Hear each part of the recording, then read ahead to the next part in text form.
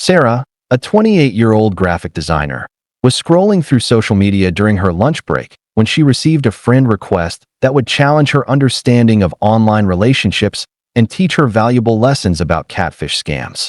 The request came from Jake Thompson, whose profile showed a handsome young professional with photos from exotic travel locations and an impressive career in international business that seemed almost too good to be true. Sarah had been single for several months after ending a long-term relationship and had been feeling somewhat lonely while focusing on building her freelance design business.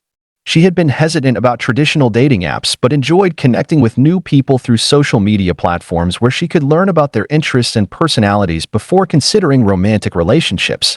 Jake's profile was impressive and appealing, featuring professional photos of an attractive man in his early 30s who appeared to be successful, well-traveled, and genuinely interested in meaningful connections rather than casual encounters.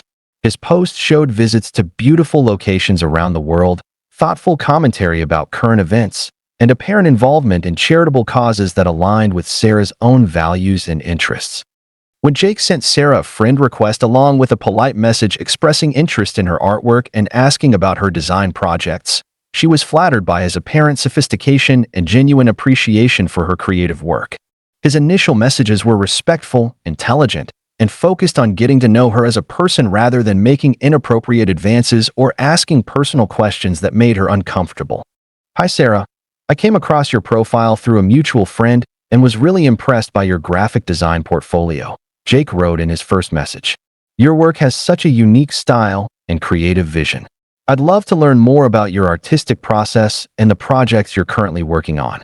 I travel frequently for my international consulting business, but I always enjoy connecting with creative professionals who are passionate about their work." Over the following weeks, Jake and Sarah developed what seemed like a genuine friendship through regular messages that covered a wide range of topics including art, travel, career goals, family relationships, and personal interests. Jake appeared to be thoughtful, well-educated, and genuinely interested in Sarah's life and ambitions beyond just her appearance or availability for dating. Jake shared detailed stories about his work as an international business consultant, including specific projects in various countries, challenges he faced working with different cultures, and his long-term goals of starting his own consulting firm that would focus on helping small businesses expand internationally. His stories were consistent, detailed, and demonstrated apparent knowledge of international business practices and cultural differences. The conversations gradually became more personal and intimate as Jake shared stories about his family background, previous relationships, and personal struggles that made him seem vulnerable and authentic. He talked about losing his father at a young age, helping to support his mother and younger sister, and his desire to find a meaningful relationship with someone who shared his values and life goals. "Sarah, I have to tell you that talking with you has become the highlight of my day," Jake wrote after several weeks of regular communication. "I never expected to connect with someone so deeply through social media, but you have such a genuine spirit and creative soul that I find myself thinking about our conversations even when I'm busy with work projects. I know this might sound forward, but I'm starting to develop real feelings for you." Sarah found herself looking forward to Jake's messages and feeling a genuine emotional connection to someone who seemed to understand and appreciate her artistic nature, career ambitions, and personal values. He remembered details from their previous conversations, asked thoughtful questions about her life and work, and seemed to genuinely care about her happiness and success. However, whenever Sarah suggested meeting in person or having a video chat, Jake always had reasonable explanations for why it wasn't possible at that particular time. He claimed to be traveling frequently for work, dealing with time zone differences, or involved in intensive projects that required his complete attention for several weeks at a time. "I wish I could see you in person right now," Jake would say when Sarah suggested meeting. "I'm currently working on a major project in Singapore that has me in meetings from early morning until late at night, but I'm hoping to be back in the States next month. I can't wait until we can finally meet face to face and I can show you some of the amazing places I've been telling you about." After 2 months of regular communication, Jake began mentioning some financial difficulties he was experiencing due to delayed payments from international clients and unexpected business expenses that had strained his cash flow.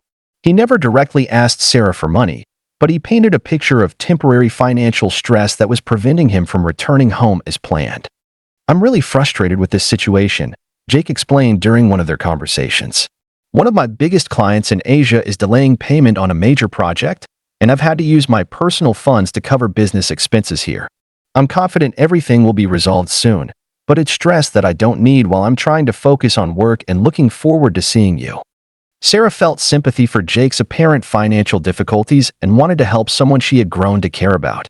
When she offered to lend him money to help with his travel expenses so he could return home sooner, Jake initially declined but eventually accepted her offer with apparent reluctance and promises to repay her immediately once his business situation was resolved. Sarah sent Jake $1,500 through a wire transfer service, believing that she was helping someone she cared about during a temporary difficult period.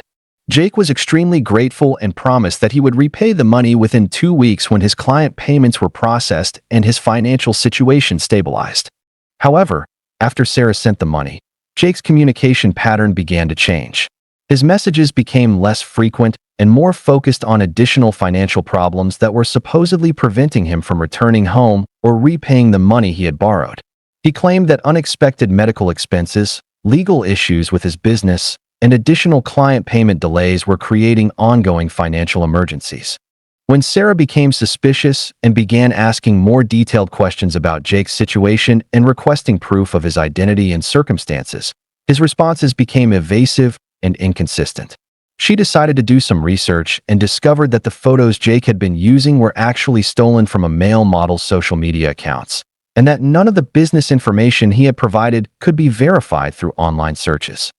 Sarah realized that she had been catfished by someone who had created an entirely fake identity and elaborate story to build an emotional relationship that could be exploited for financial gain.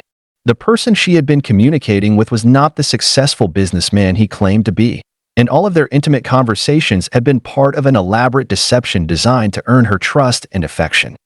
Sarah immediately stopped all communication with the fake Jake and reported the fraud to the wire transfer company, though the money had already been collected and could not be recovered. She also reported the catfish scam to the social media platform, the FBI's Internet Crime Complaint Center, and local law enforcement. The authorities explained that catfish scams targeting people seeking romantic relationships are extremely common and sophisticated, with scammers creating detailed fake identities and maintaining long-term deceptive relationships to build trust before requesting money or personal information from their victims. The investigators told Sarah that real catfish scammers often maintain relationships with multiple victims simultaneously and may spend months building emotional connections before making any financial requests. They use stolen photos, research personal information, and carefully crafted stories to create believable identities that appeal to their target's desires for meaningful relationships. Sarah learned that legitimate online relationships involve people who are willing to meet in person, participate in video chats, and provide verifiable information about their identities and circumstances. Real people don't have consistent excuses for avoiding face-to-face contact or verification of their identities. The experience taught Sarah to be much more cautious about online relationships and to insist on verifying people's identities through video chats and in-person meetings before developing emotional attachments or considering any financial assistance. She learned that authentic relationships involve transparency and verifiable information rather than elaborate stories that can't be confirmed. Sarah now educates others about catfish scams and emphasizes the importance of verifying online relationships through direct contact and independent research before developing trust or emotional connections with people met through social media or dating platforms. Mark, a 45-year-old divorced father, was exploring online dating after his marriage ended when he encountered a situation that would test his desire for companionship and teach him valuable lessons about romance scams that target people seeking genuine relationships. He received a message on a popular dating site from Elena Rodriguez, whose profile showed a beautiful woman claiming to be a nurse from Spain who was interested in finding a serious relationship with an American man. Mark had been hesitant about online dating, but decided to try it after encouragement from friends who had found successful relationships through dating websites. As a single father with joint custody of his 2 children, he found it difficult to meet potential partners through traditional social activities and thought online dating might help him connect with someone who understood his family responsibilities and life situation. Elena's profile was impressive and appealing, featuring professional photos of an attractive woman in her late 30s who appeared to be educated, career-focused, and genuinely interested in finding a long-term relationship rather than casual dating. Her profile described her work as a pediatric nurse, her love of travel and different cultures, and her desire to build a family with someone who shared her values of loyalty, honesty, and commitment. Elena's initial messages were thoughtful, well-written, and focused on learning about Mark's life, career, and relationship goals rather than making superficial comments about appearance or asking inappropriate personal questions. She seemed particularly interested in his role as a father and expressed admiration for single parents who balanced work and family responsibilities successfully. Hello, Mark. I was attracted to your profile because you seem like a genuine person who values family and has worked hard to build a stable life for yourself and your children, Elena wrote in her first message. I'm a pediatric nurse here in Madrid, and I have tremendous respect for parents who prioritize their children's well-being while also pursuing their own happiness and personal growth. Over the following weeks, Mark and Elena developed what seemed like a genuine connection through daily messages that covered a wide range of topics including their careers, family relationships, travel experiences, and future goals. Elena appeared to be intelligent, compassionate, and genuinely interested in Mark's life and experiences as a single father in America.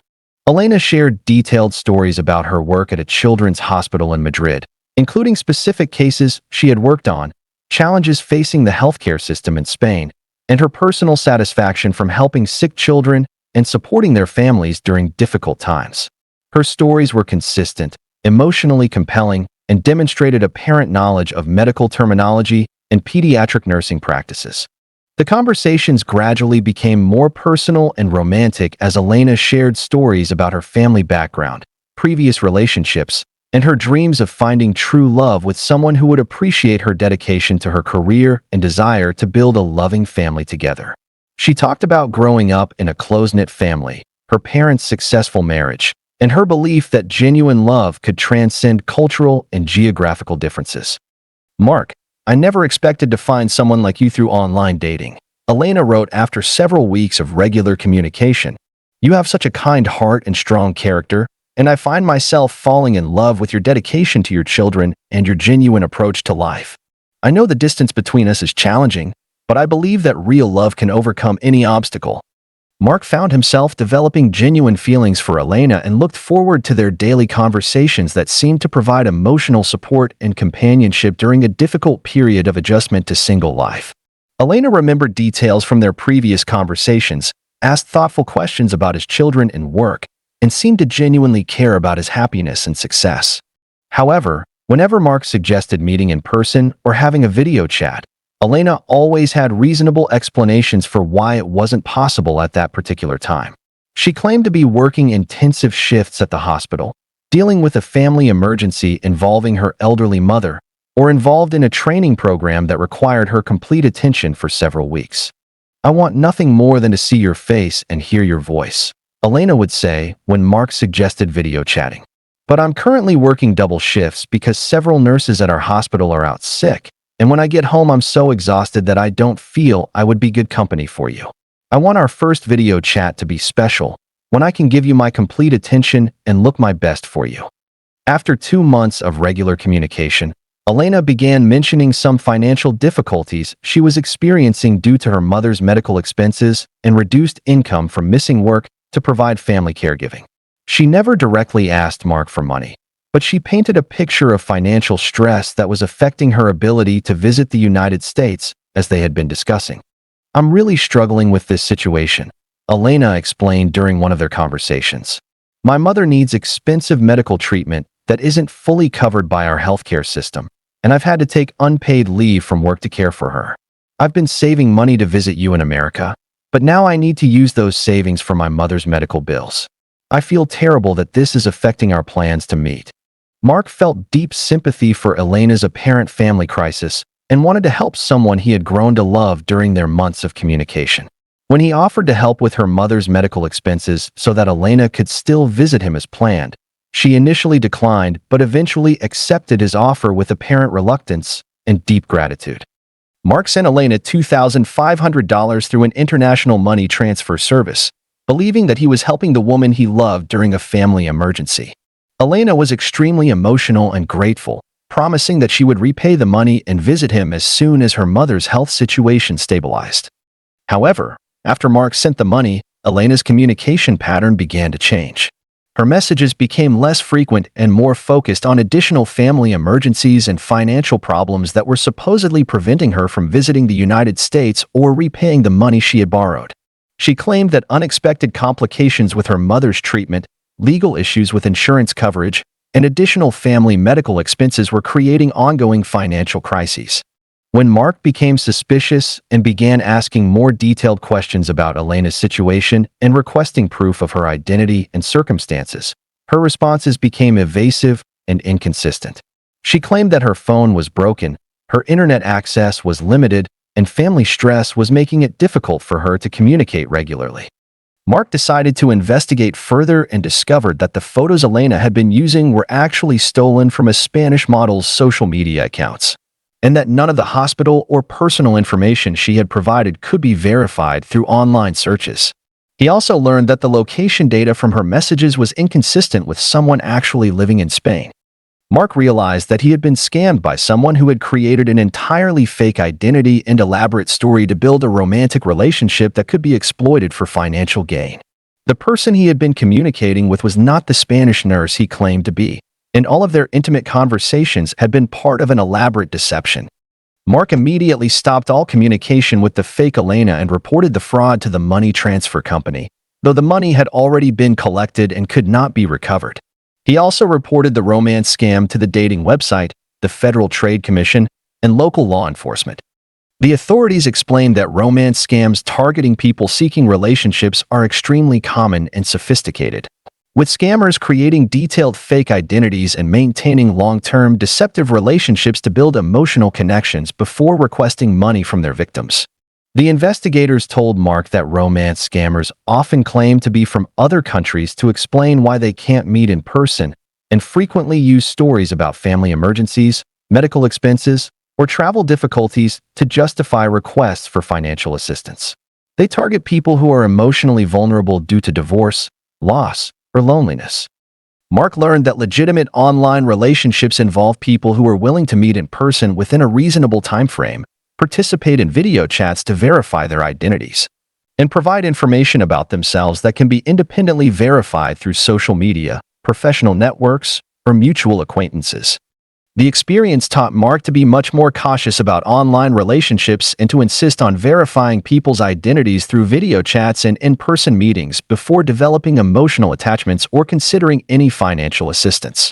He learned that authentic relationships involve transparency and verifiable information rather than elaborate excuses for avoiding direct contact. Mark now educates other single parents about romance scams and emphasizes the importance of taking time to verify online relationships through multiple forms of contact and independent research before developing trust or emotional connections with people met through dating websites or social media platforms. Jennifer, a 34-year-old widow, was slowly beginning to consider dating again when she received a connection request that would test her readiness for new relationships and teach her important lessons about grief-targeting catfish scams. The request came from Michael Anderson on a social media platform, whose profile showed a kind-looking man in his 40s who claimed to be a widowed father himself, trying to rebuild his life after losing his wife to cancer. Jennifer had lost her husband in a car accident 2 years earlier and was still working through her. Michael's profile resonated with Jennifer because it showed someone who seemed to understand the pain of losing a spouse and the challenges of raising children alone. His posts included thoughtful reflections about grief, parenting, and the slow process of healing after loss, along with photos of him with his teenage son at various father-son activities that reminded Jennifer of her own efforts to create positive experiences for her daughter. When Michael sent Jennifer a friend request along with a compassionate message about understanding loss and the importance of connecting with others who had experienced similar grief, she felt touched by his apparent empathy and genuine understanding of her situation. His initial messages were respectful, supportive, and focused on offering encouragement rather than expressing romantic interest or making her feel pressured to respond. "Hi Jennifer, I came across your profile through a grief support group and noticed that you're also navigating life as a widowed parent," Michael wrote in his first message. "I lost my wife Sarah to breast cancer 3 years ago, and I know how isolating and overwhelming it can feel to rebuild your life while taking care of your children. I wanted to reach out and let you know that you're not alone in this journey, and if you ever need someone to talk to who understands what you're going through, I'm here to listen." Over the following weeks, Jennifer and Michael developed what seemed like a genuine friendship built on shared experiences of loss and the challenges of single parenting. Michael appeared to understand the emotional complexity of grief, the practical difficulties of managing a household alone, and the delicate balance between honoring their deceased spouse's memory while slowly moving forward with their lives. Michael shared detailed stories about his life with his late wife, their battle with her cancer diagnosis, and his struggles to help his 15-year-old son cope with the loss of his mother while maintaining stability and hope for their future together. His stories were emotionally authentic and demonstrated a parent understanding of the grief process and family dynamics following loss. The conversations gradually became more personal as Michael shared his own journey through grief counseling, the challenges of dating as a widowed parent, and his careful approach to considering new relationships while honoring his wife's memory and protecting his son's emotional well-being. He talked about the guilt many widowed people feel about moving forward, the importance of taking things slowly, and the need to find someone who would understand and respect their past while building a new future together. "Jennifer, talking with you has been such a blessing during what's been a very difficult year for my son and me," Michael wrote after several weeks of regular communication. "You have such strength and wisdom about navigating grief and parenting alone, and I find myself feeling hopeful about the future in a way I haven't experienced since Sarah died. I hope this doesn't sound inappropriate, but I'm starting to think about what it might mean to love again while still honoring the love I had with my wife." Jennifer found herself feeling understood and supported in a way that she hadn't experienced since her husband's death. Michael seemed to grasp the unique emotional challenges of widowed parenting and offered encouragement and practical advice that helped her feel less alone in her daily struggles. She appreciated his respectful approach to their developing friendship and his understanding of the need to move slowly and carefully. However, whenever Jennifer suggested meeting in person or introducing their children through a supervised playdate, Michael always had reasonable explanations for why it wasn't possible at that particular time. He claimed to be dealing with his son's behavioral issues related to grief, managing work responsibilities that required frequent travel, or involved in intensive counseling that was helping them both process their loss. "I would love for us to meet and for our children to have the opportunity to connect with other kids who understand loss," Michael would say when Jennifer suggested getting together. "But my son is going through a particularly difficult phase right now, and his grief counselor has recommended that we avoid any major changes or new relationships until he's more emotionally stable. I don't want to introduce someone new into his life until I'm certain it's the right decision for his healing process." After 3 months of regular communication, Michael began mentioning some financial difficulties he was experiencing due to mounting medical bills from his wife's cancer treatment and reduced income from taking time off work to care for his grieving son. He never directly asked Jennifer for money, but he painted a picture of financial stress that was affecting his ability to provide stability for his son during an already difficult time. "I'm really overwhelmed by the financial pressure we're facing," Michael explained during one of their conversations.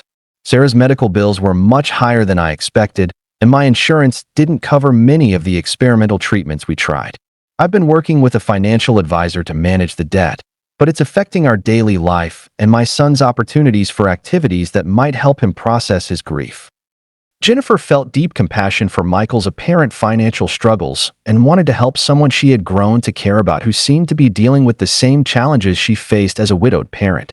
When she offered to help with some of his son's expenses so that the boy could participate in grief counseling or activities that might help with his healing, Michael initially declined but eventually accepted her offer with apparent reluctance and deep gratitude.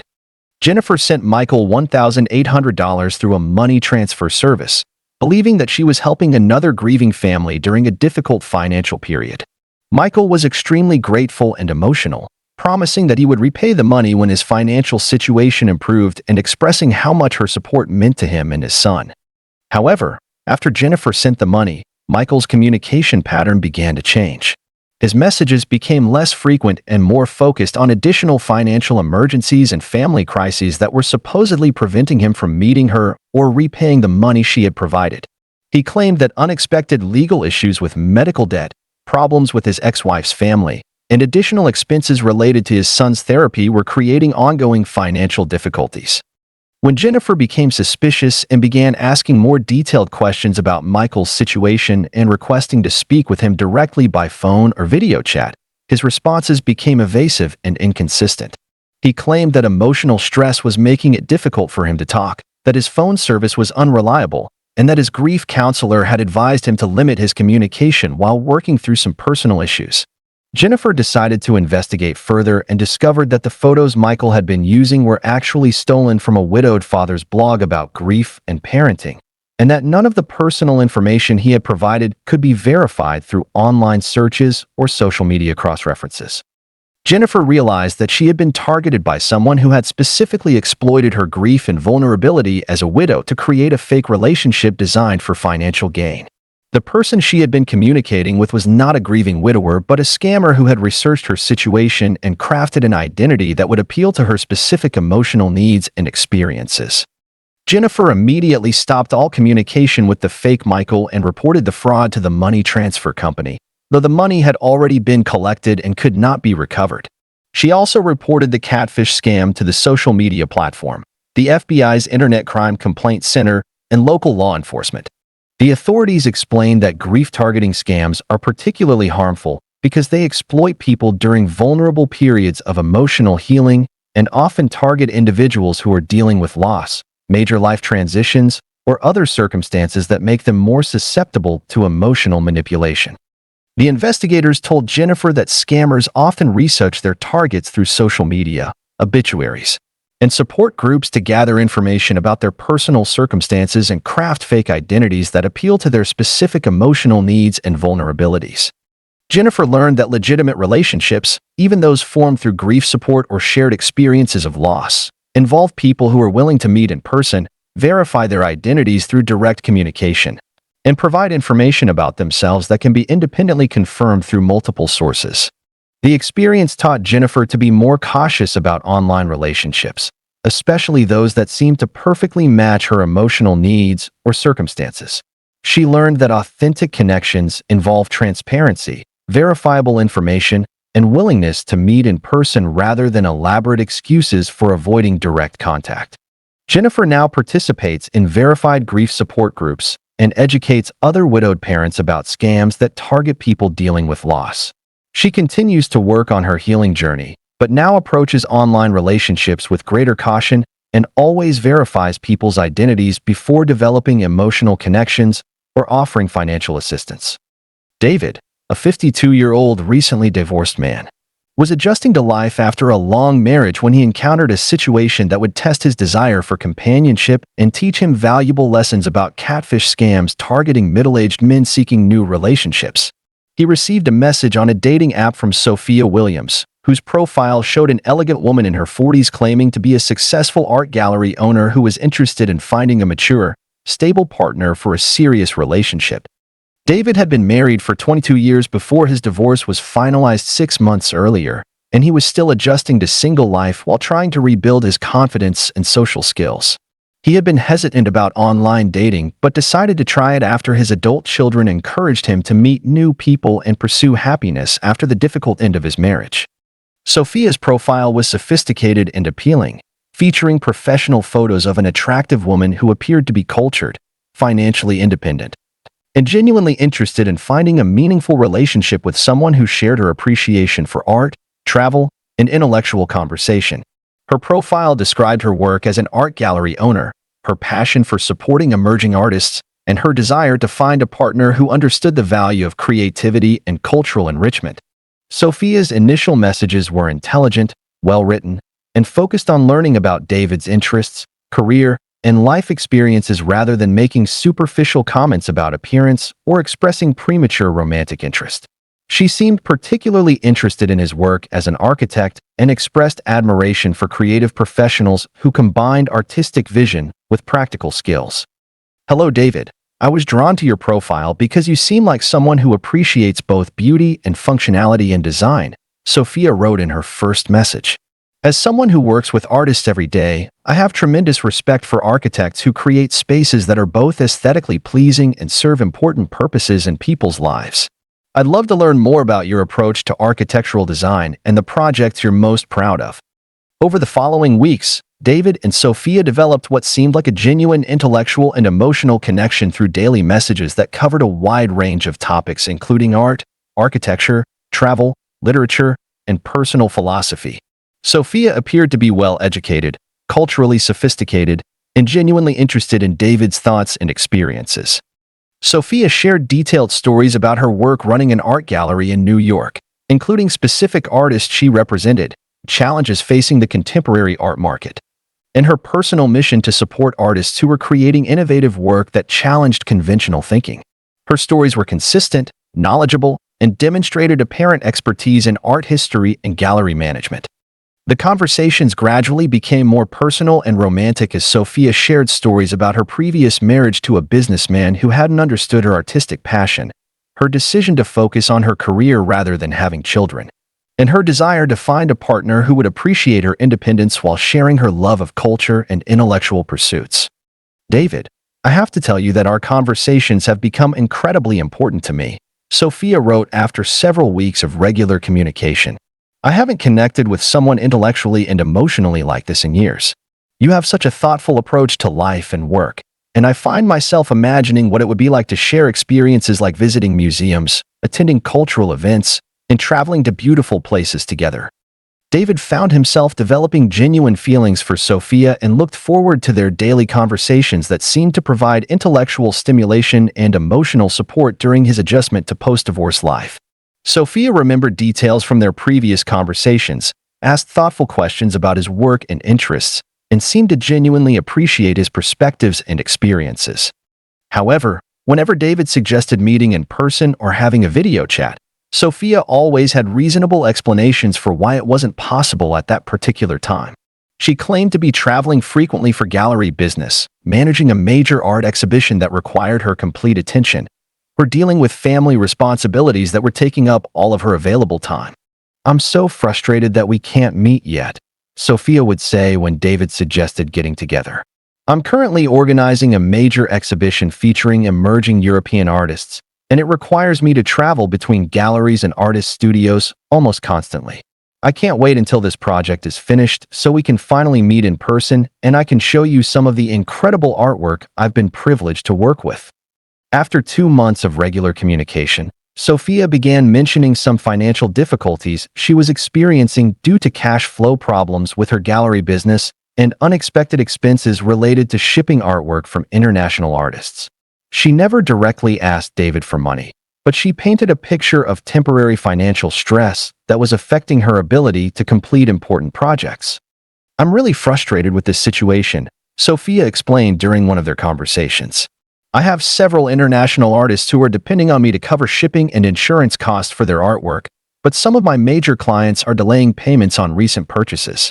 I have the contracts and know the money will come through, but the timing is creating cash flow problems that could affect my reputation with these talented artists. David felt sympathy for Sophia's apparent business difficulties and wanted to help someone he had grown to care about who seemed to be dealing with the challenges of running a small business in a competitive industry. When he offered to help with her gallery expenses so that she could fulfill her commitments to the artist she represented, Sophia initially declined but eventually accepted his offer with apparent reluctance and professional gratitude. David sent Sophia $3,200 through a wire transfer service, believing that he was helping a successful businesswoman during a temporary cash flow problem.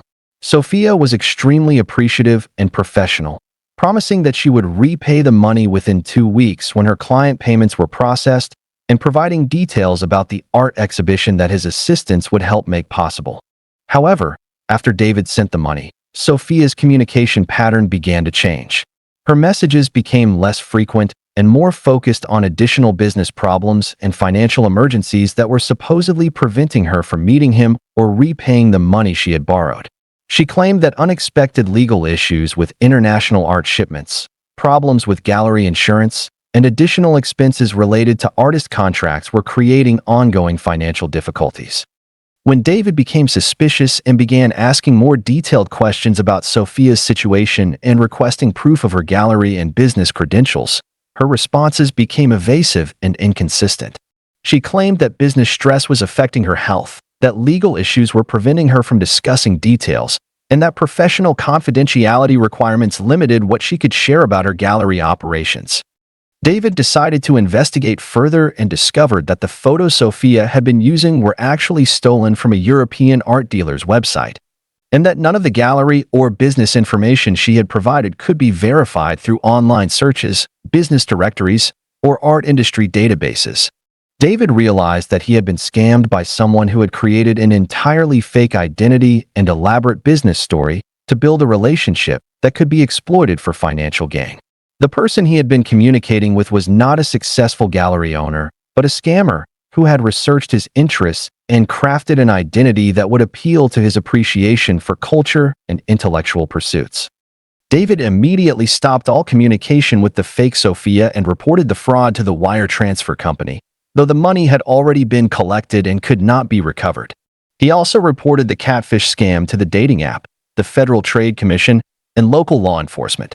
The authorities explained that catfish scams targeting middle-aged divorced men are increasingly common, with scammers creating sophisticated fake identities that appeal to their target's interests, values, and desire for intellectual and cultural compatibility in relationships.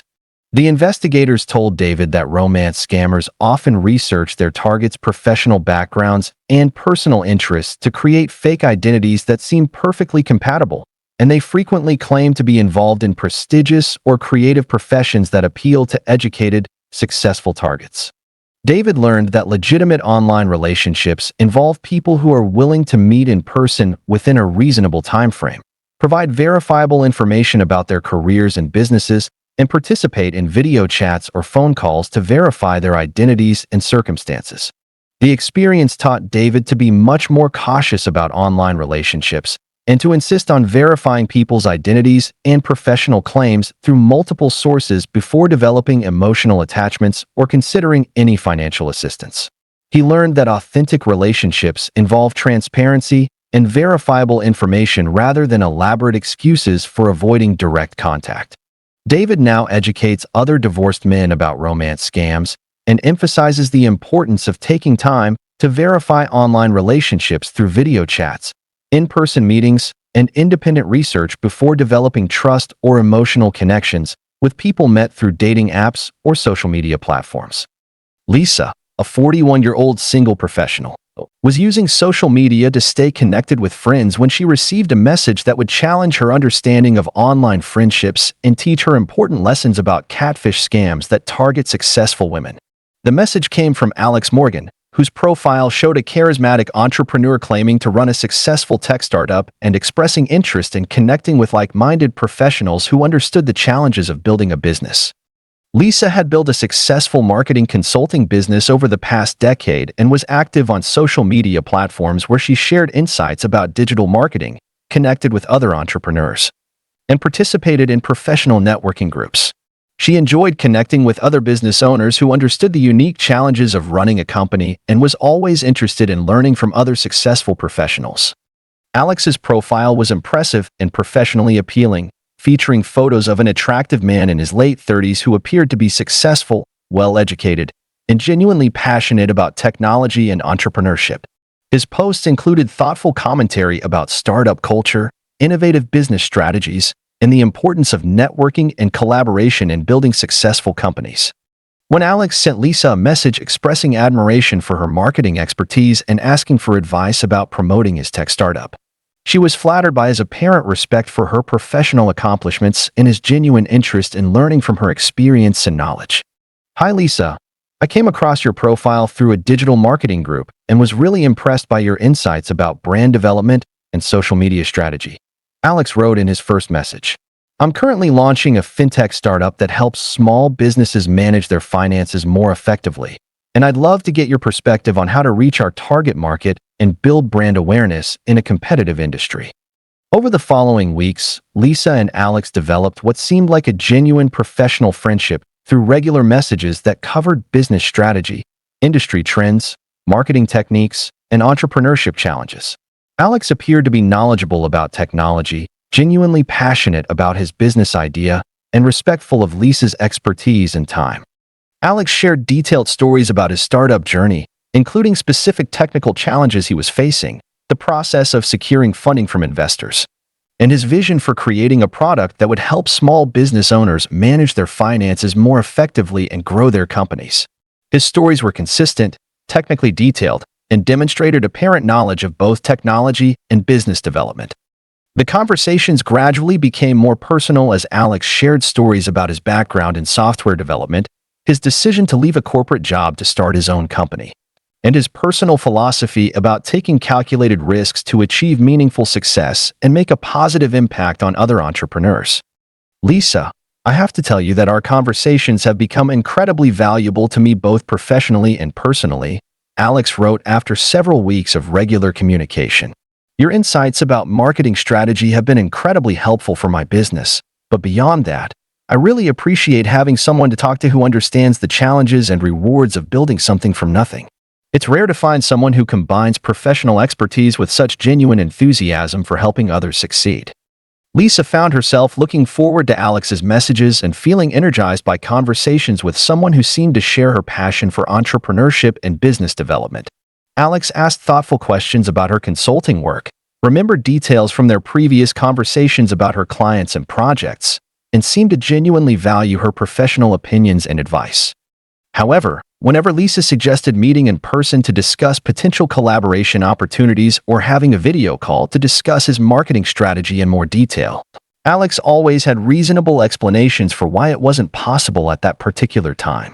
He claimed to be traveling constantly to meet with potential investors, working intensive hours to meet product development deadlines, or involved in confidential negotiations that required his complete focus. I would love to meet with you to discuss how we might work together on my marketing strategy, Alex would say when Lisa suggested meeting. But I'm currently in Silicon Valley meeting with venture capital firms about our series of funding round, and I can't discuss details about our product or marketing plans until these negotiations are completed. I should be back home next month, and I'd love to schedule a proper business meeting where we can explore collaboration opportunities. After 2 months of regular professional communication, Alex began mentioning some financial difficulties he was experiencing due to unexpected delays in his funding timeline and cash flow problems that were affecting his ability to complete product development and launch his startup as planned. I'm really frustrated with this situation, Alex explained during one of their conversations. We were supposed to close our funding round last month, but one of our major investors had to pull out due to changes in their investment strategy.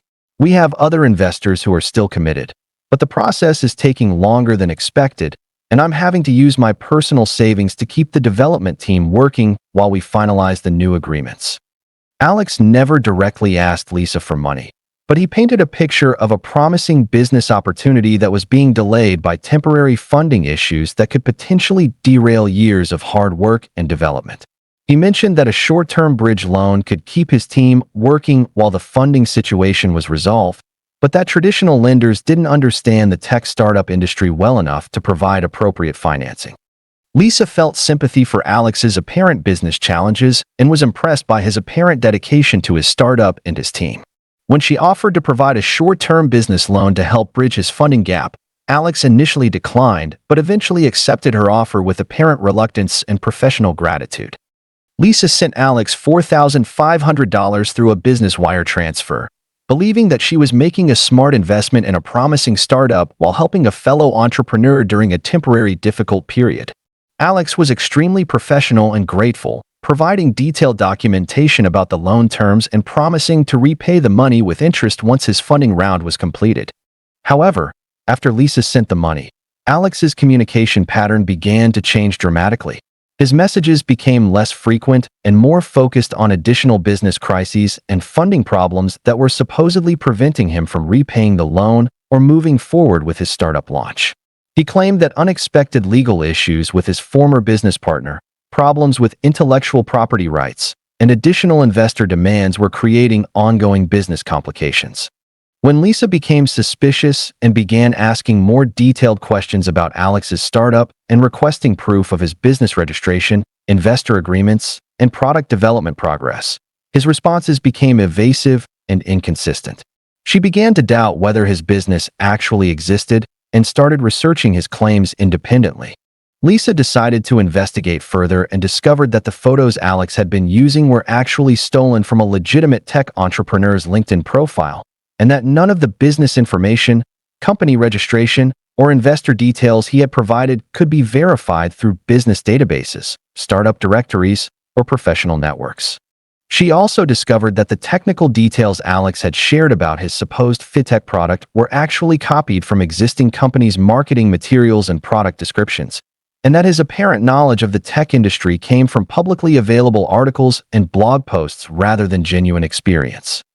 Lisa realized that she had been scammed by someone who had created an entirely fake professional identity and elaborate business story to build a relationship that could be exploited for financial gain. The person she had been communicating with was not a tech entrepreneur, but a scammer who had researched her professional interests and crafted an identity that would appeal to her desire to help fellow business owners. Lisa immediately stopped all communication with the fake Alex and reported the fraud to the wire transfer company, though the money had already been collected and could not be recovered. She also reported the business fraud to the FBI's Internet Crime Complaint Center, the Better Business Bureau, and local law enforcement. The authorities explained that professional catfish scams targeting successful business owners are increasingly sophisticated, with scammers creating detailed, fake business identities and maintaining long-term professional relationships to build trust before requesting business loans or investment opportunities. The investigators told Lisa that business-focused romance and friendship scams often target successful professionals who have disposable income and may be attracted to investment opportunities or willing to help other entrepreneurs during difficult periods. Scammers research their targets' professional backgrounds and create fake identities that seem professionally compatible and appealing. Lisa learned that legitimate business relationships involve people who are willing to meet in person for professional discussions, provide verifiable business credentials and references, and participate in video calls or phone meetings to discuss collaboration opportunities and business details. The experience taught Lisa to be much more cautious about online professional relationships and to insist on verifying people's business credentials, company registration, and professional references through multiple independent sources before considering any business collaborations or financial assistance.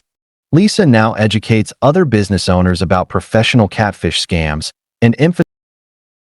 Robert, a 48-year-old military veteran, was using online forums to connect with other veterans when he encountered a situation that would test his loyalty to fellow service members and teach him valuable lessons about military-themed catfish scams. He received a private message from Captain Jessica Martinez, whose profile showed a female Army officer claiming to be deployed overseas and looking for friendship and support from fellow veterans who understood military life. Robert had served 2 tours in Afghanistan as a sergeant in the Army and maintained strong connections with the veteran community through online groups, social media, and local veteran organizations. He understood the importance of military camaraderie and was always willing to offer support and friendship to fellow service members, especially those who were currently deployed or struggling with the transition to civilian life. Jessica's profile was professionally military and appealing, featuring photos of an attractive woman in military uniform who appeared to be a dedicated career officer with extensive overseas deployment experience. Her posts included thoughtful commentary about military service, deployment challenges, and the importance of maintaining connections with the veteran community for mutual support and understanding. When Jessica sent Robert a private message expressing appreciation for his service and asking for advice about transitioning to civilian life after her current deployment ended, he was honored to help a fellow veteran and impressed by her apparent dedication to her military career and her thoughtful approach to planning for her future. "Hello, Robert. I came across your profile in a veteran support group and was impressed by your thoughtful posts about your own transition experience," Jessica wrote in her first message. "I'm currently serving as a logistics officer with the Army in Kuwait, and I'm starting to think about my transition to civilian life when my current contract ends next year. I'd really appreciate any advice you can offer about using military skills in the civilian workforce." Over the following weeks, Robert and Jessica developed what seemed like a genuine friendship built on shared military experiences and mutual respect for each other's service. Jessica appeared to understand military culture, spoke knowledgeably about deployment challenges, and seemed genuinely interested in Robert's transition experiences and advice about civilian career planning. Jessica shared detailed stories about her current deployment, including specific challenges with logistics operations, the complexities of working with international coalition forces, and her personal satisfaction from supporting combat operations that helped keep American troops safe and supplied. Her stories were consistent, technically accurate, and demonstrated apparent knowledge of military terminology and procedures.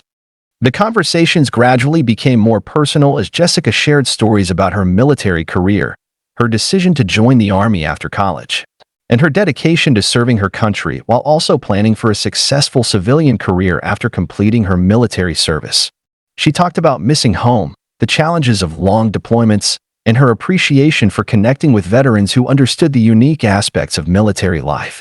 "Robert, talking with you has become one of the highlights of my deployment," Jessica wrote after several weeks of regular communication.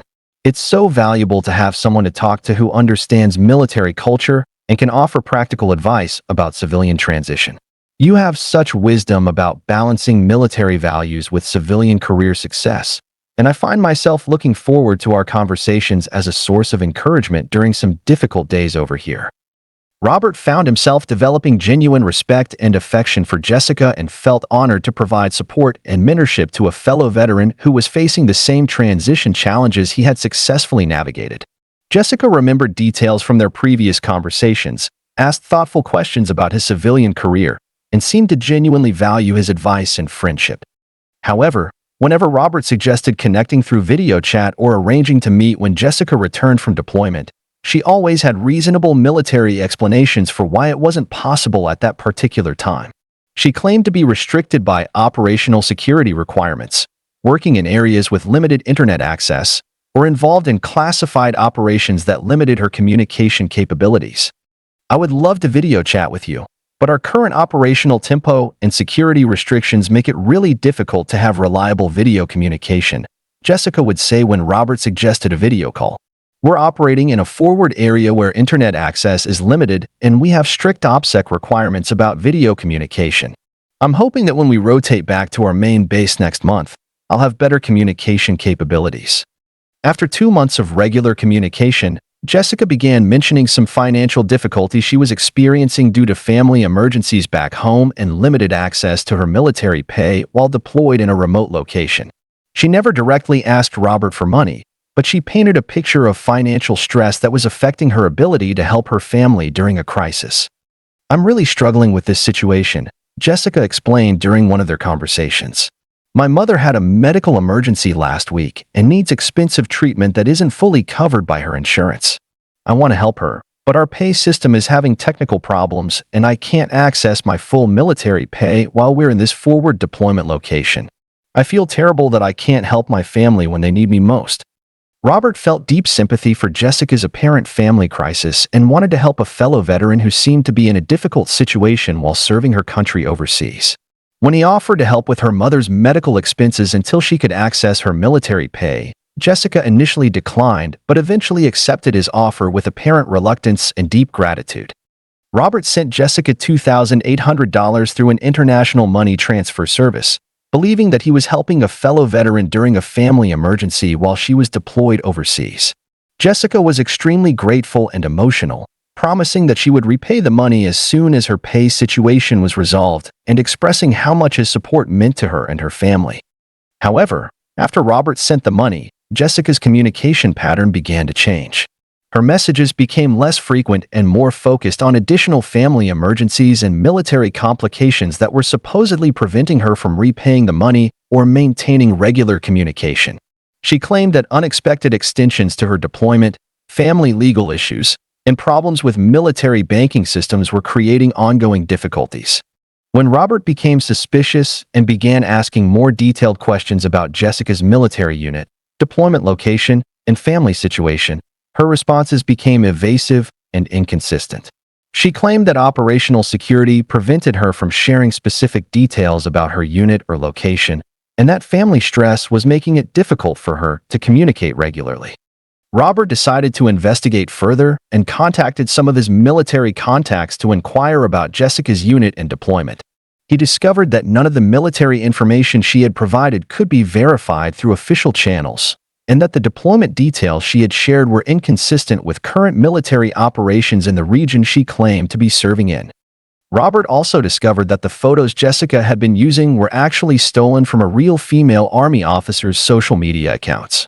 and that the military terminology and deployment stories she had shared were compiled from publicly available military information rather than genuine personal experience.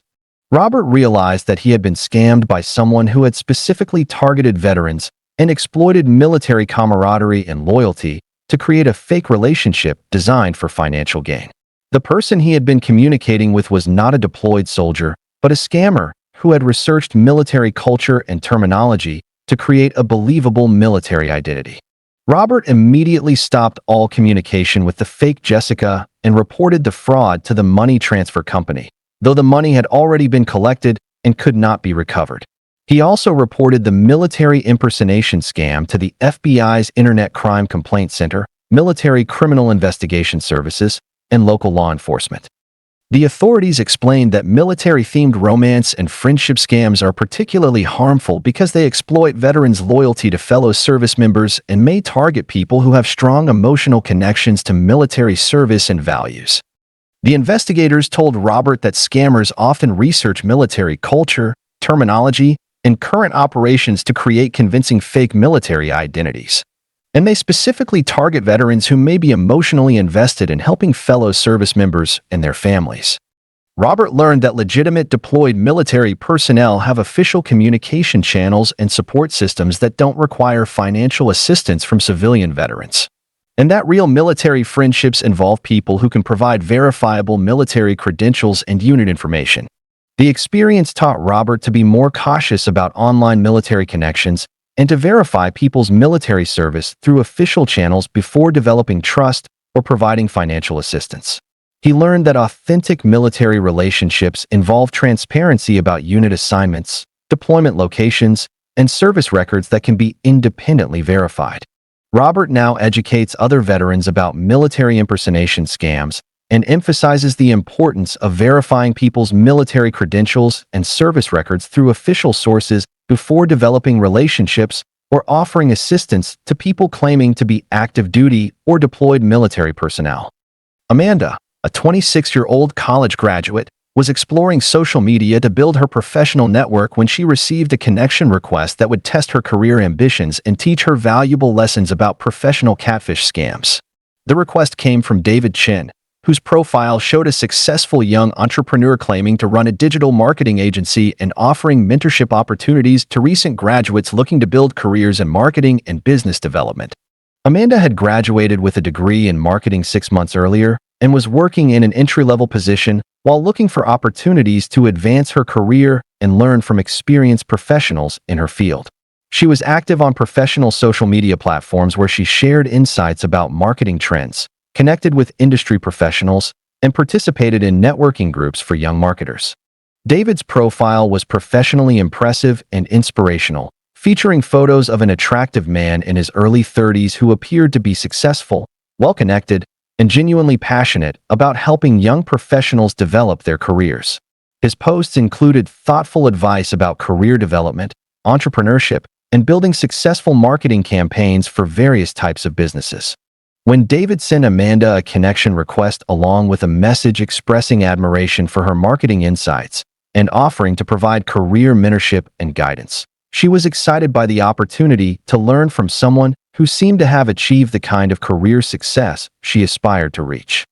"Hi Amanda, I came across your profile through a digital marketing group and was impressed by your fresh perspective on social media strategy and brand development," David wrote in his first message.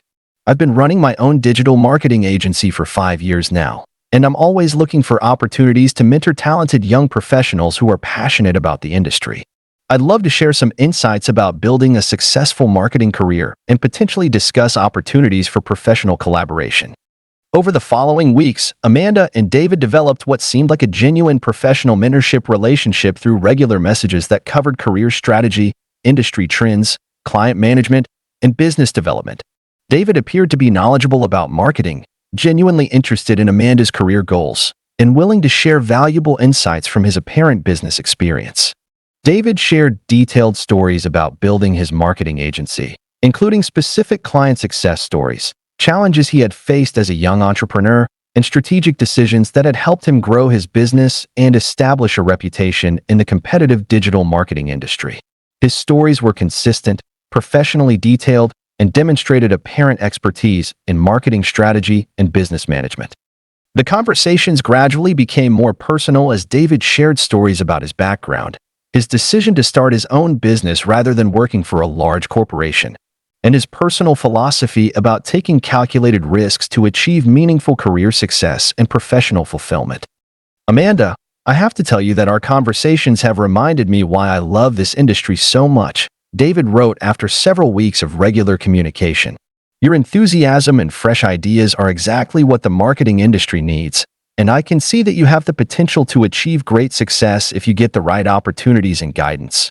I'd love to explore ways that we might work together, either through my agency or by helping you develop your own client base.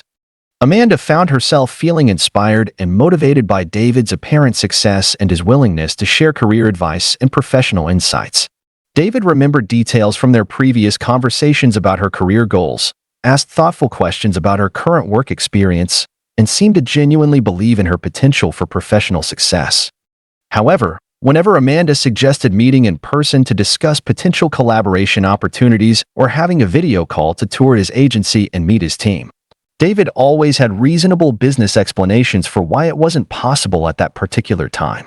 He claimed to be traveling constantly to meet with clients, working on confidential projects that required discretion, or involved in business negotiations that demanded his complete attention.